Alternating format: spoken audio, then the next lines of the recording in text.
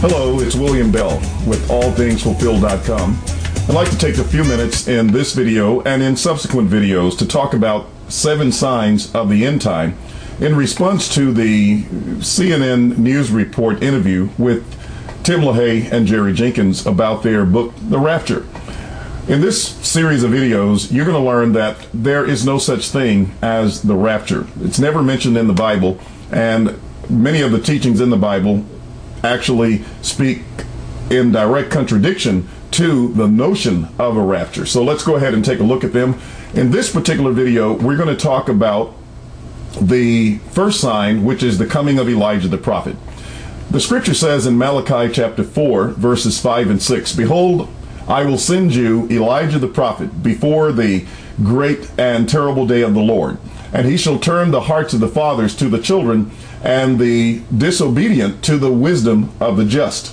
Now, this is an Old Testament prophecy, and New Testament eschatology is nothing but the fulfillment of the Old Testament scriptures.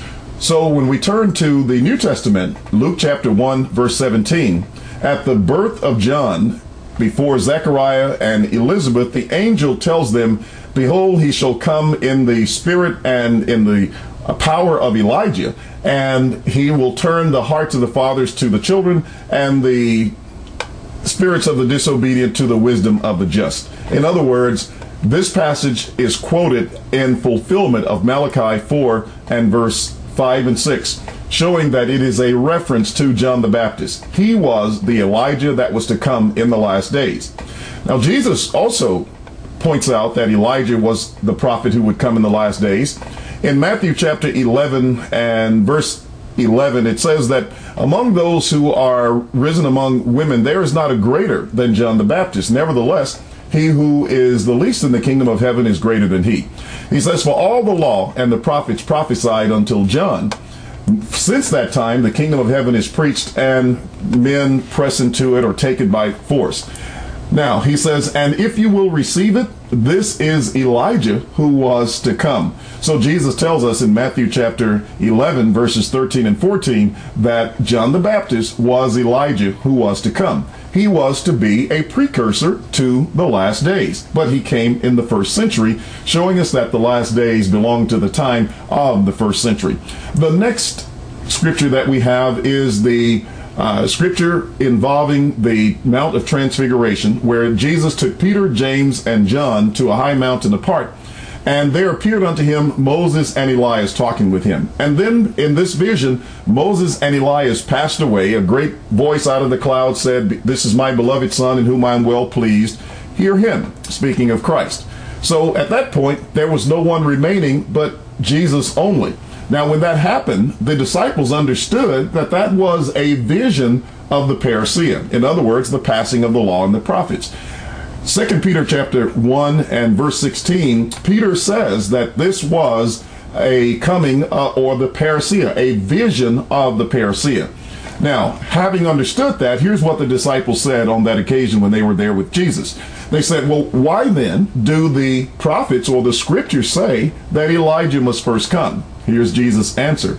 "Elijah truly has come, and they have done to him whatsoever they listed or they would."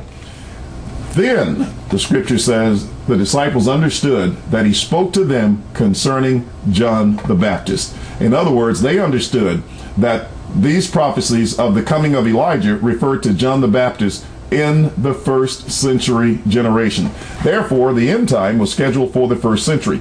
Why? Because the end time is the fulfillment of the law and of the prophets. So all the Old Testament scriptures that mention the end time find their fulfillment in connection with an event known as the destruction of Jerusalem in AD 70. Let's listen to the words of Christ.